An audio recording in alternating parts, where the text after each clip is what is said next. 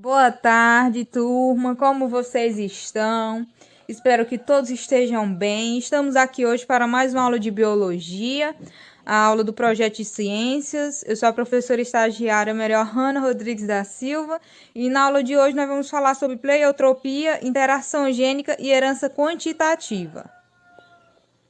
Bom, os nossos objetivos da aula de hoje são entender os conceitos básicos e a ação da pleiotropia, interação gênica e herança quantitativa, compreender os mecanismos de ação das interações epistáticas e não epistáticas e conhecer os cálculos básicos da herança quantitativa.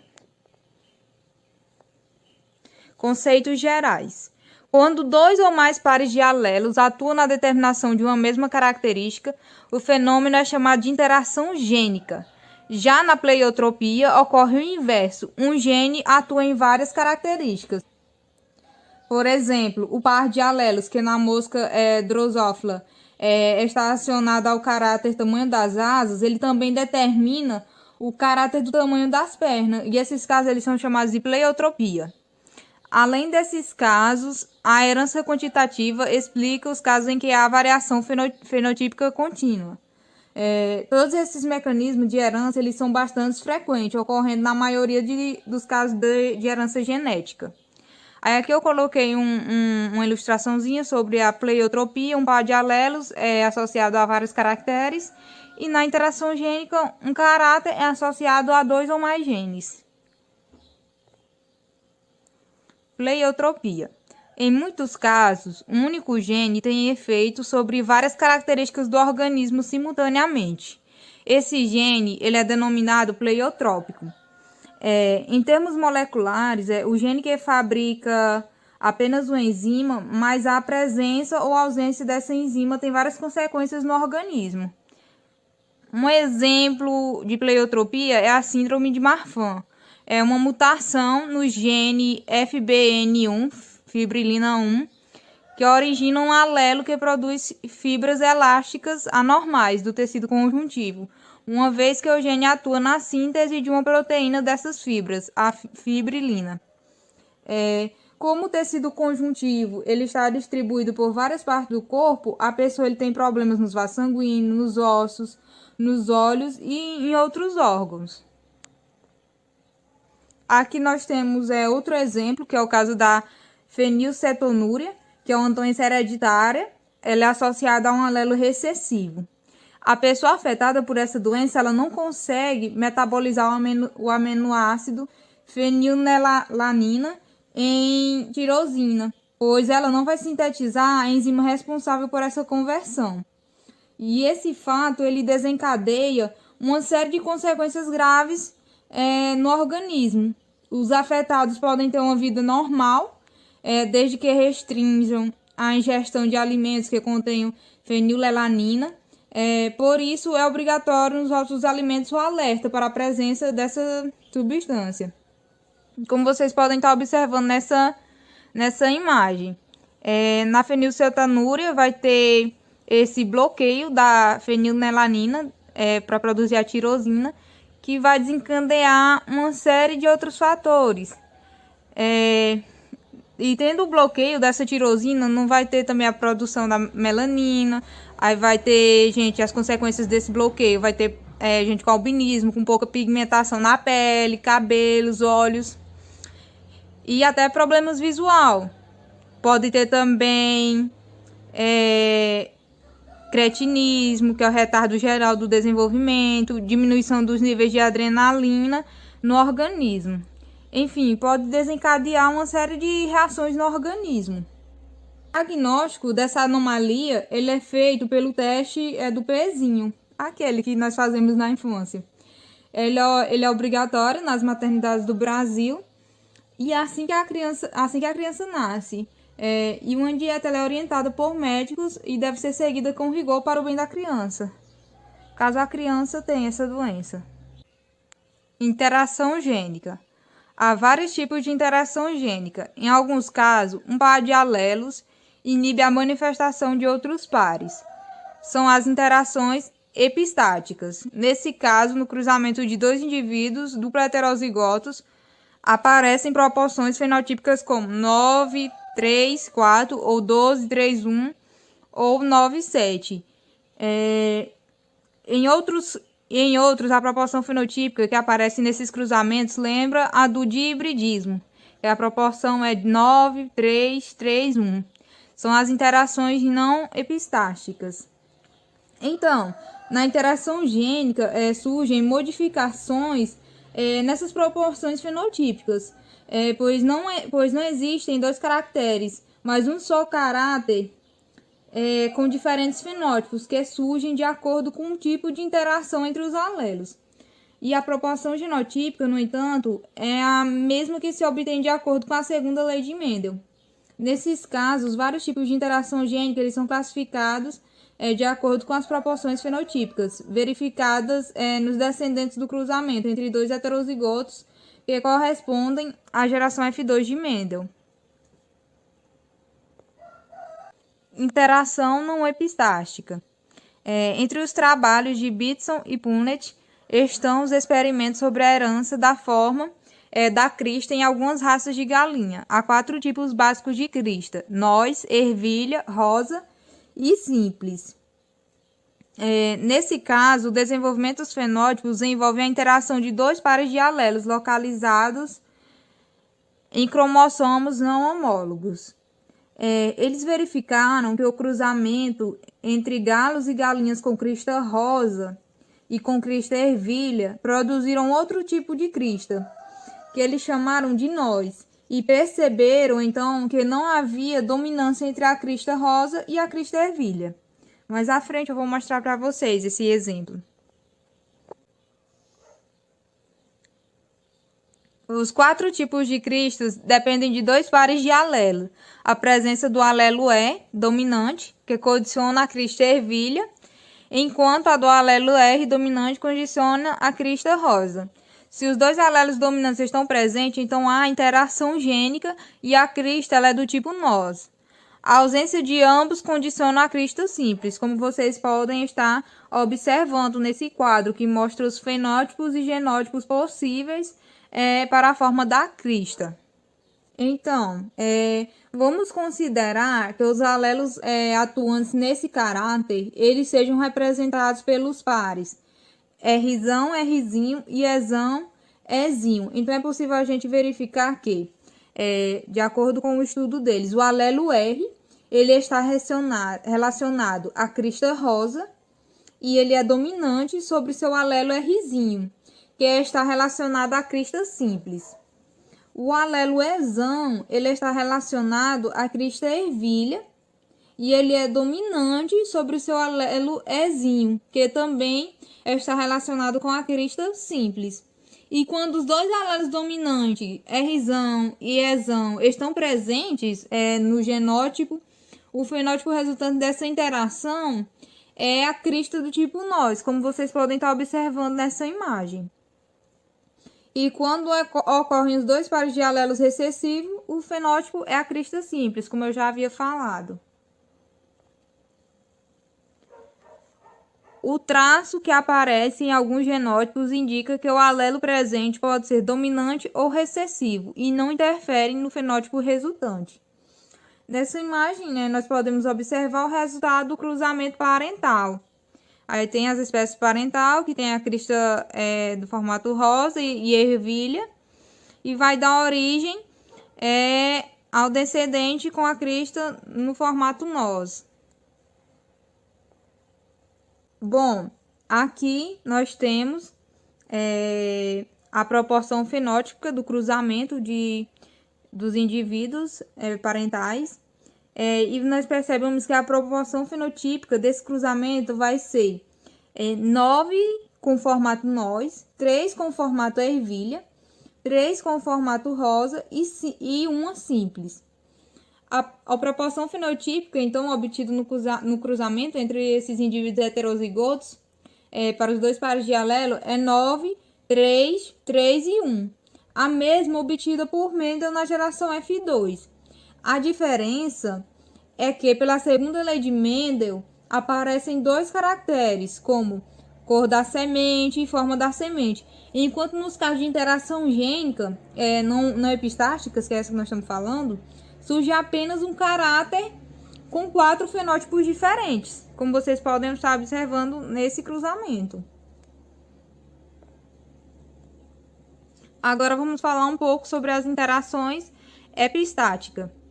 A epistasia é um tipo de interação gênica na qual os alelos de um gene impedem a manifestação dos alelos de outro par.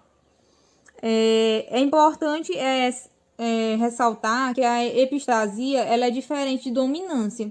A dominância ela está relacionada aos alelos de um gene, e a epistasia ela refere-se ao efeito de um gene sobre outro gene localizado em outro cromossomo. Como nós podemos ver aqui nessa imagem, que nós vamos ter os alelos epistásticos, os alelos hipostásticos. Os alelos inibidores, eles são chamados de epistásticos, e os inibidos, eles são chamados de hipostásticos. Aí nós vamos ter esse alelo epistástico que vai estar inibindo o alelo hipostástico, não vai deixar aquela característica daquele alelo aparecer. A epistasia dominante ocorre quando a presença de apenas um alelo dominante já é suficiente para impedir o efeito de um alelo de outro gene. Ou seja, na epistasia dominante, ela vai ocorrer quando tem um alelo dominante, que ele já é suficiente para impedir o efeito daquele outro gene, daquele outro alelo. A herança da cor do fruto da abóbora, ele é um exemplo de epistasia dominante. Nesse caso, a interação de alelos de 2 locos está relacionada a 3 fenótipos: fruto branco, fruto verde e fruto amarelo. Vou explicar isso agora. O alelo Y, ele codifica a síntese do pigmento amarelo. E ele é dominante sobre o Y pequeno, que codifica o pigmento verde. Já o alelo W, ele é dominante sobre o Wzinho e inibe a ação dos alelos Y e Yzinho. Assim, uma vez presente o alelo W, a abóbora ela será branca. E para ser amarela, a abóbora ela tem que ser Wzinho, Y. E para ser verde, ela precisa ser toda recessiva. Os seus alelos têm que ser todos recessivos. Outro exemplo de epistasia dominante é o que acontece com a cor das penas em certas raças de galinha. Um alelo epistástico I, ele inibe a manifestação de um alelo de um outro par, situado em um outro cromossomo. E o alelo C, ele é responsável pela produção da cor. O alelo Izinho, ele não tem efeito inibitório. E o alelo C não produz a cor. Então, a epistasia dominante é justamente isso, quando um alelo ele vai inibir a presença de outro. Epistasia recessiva. Nesse caso, os alelos epistásticos têm ação apenas quando estão em dose duplas. Exemplo, a cor do pelo de camundongos. Ela é influenciada por vários pares de alelos. De forma simplificada, o alelo dominante azão fornece o padrão agouti, no qual o pelo é preto com uma faixa amarela, o que dá uma tonalidade marrom acinzentada. O alelo azinho, ele determina o pelo preto uniforme. E a presença de outro alelo do gene, Czão, ele é a condição indispensável para que se forme qualquer pigmento. Em dose dupla, o alelo Czinho, ele é epistástico sobre azão e azinho e forma-se o pelo albino. Assim, os animais que são totalmente recessivos e que têm a presença do alelo azão e do alelo Czinho, eles são albinos. Já que esse alelo Czinho, ele inibe o efeito do alelo azão e azinho e vai formar o pelo do camundongo na cor albina. Nessa imagem 1, nós podemos observar o quadro com os fenótipos e genótipos possíveis, que vocês podem estar observando, o genótipo da cor agouti, da cor preto e albino. E já nessa segunda imagem, a geração F2, nós temos a geração F2, que é resultado do do cruzamento entre o duplo heterozigoto. Aí a gente tem a proporção fenotípica de 9 camundongos da cor agute, 3 da cor preto e 4 albinos. A epistasia ocorre quando 2 ou mais pares de alelos diferentes influenciam a produção de enzimas que atuam em diferentes etapas de uma sequência de reações químicas, em que uma substância inicial é transformada em outras até originar um produto responsável em interação com o ambiente por uma característica. Nas interações não epistáticas, voltando um pouco, os genes eles atuam em diferentes sequências de reações e os produtos de cada sequência eles podem interagir e originar diferentes fenótipos. E já que não, a gente vai ver a inibição de uma enzima, como vocês podem estar observando nessa imagem. Herança quantitativa. Nesse caso de interação gênica, 2 ou mais pares de alelo somam ou acumulam seus efeitos, o que permite uma série de fenótipos gradativamente diferentes entre si. Por isso é chamada herança quantitativa, multifatorial, cumulativa ou poligênica, podendo ainda ser chamada de poligenia ou polimeria. Além disso, essas características elas sofrem em geral grande ação de fatores do ambiente, o que aumenta ainda mais a variação fenotípica. Isso significa que, enquanto nas características estudadas por Mendel havia uma variação descontínua, aqui a variação ela é contínua. E nesse tipo de herança, dependendo do número de genes atuantes, obtém-se maior ou menor variação fenotípica, mas sempre contínua, como eu já falei. Muitas características no ser humano, nos animais e nos vegetais resultam de herança poligênica e apresentam variação contínua. Por exemplo, a cor de semente do trigo, tamanho dos ovos das galinhas, volume do leite produzido por vacas, cor da pele, altura. Aí aqui nós temos esse gráfico que mostra a relação da altura de determinado grupo de pessoas, que é um exemplo dessa herança poligênica quantitativa.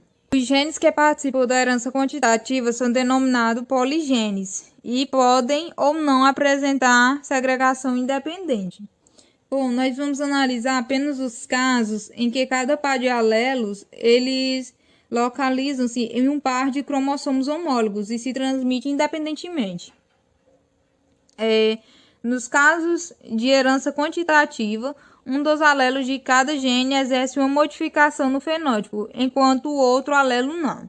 Os que exercem modificação são chamados de alelos efetivos e eles também contribuem com uma parcela igual na modificação do fenótipo, sendo representados por letras maiúsculas.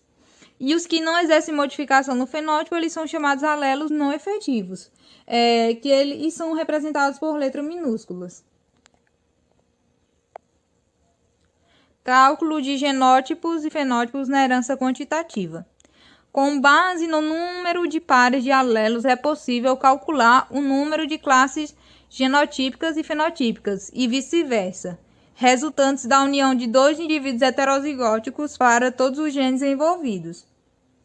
Então, generalizando, o número de fenótipos possíveis será o número total de alelos mais 1. Com essa relação, nós também podemos calcular o número total de alelos, se soubermos o número de classes fenotípicas, ou seja, fenótipos diferentes.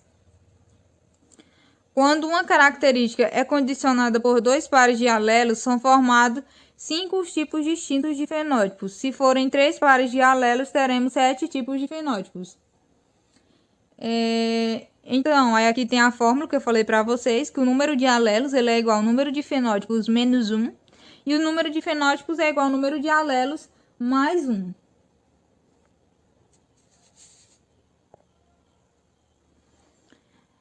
Para calcular o número de classes genotípicas, que são os genótipos diferentes, nós usamos a fórmula 3 elevado a n, em que n ele é o número de pares de alelo.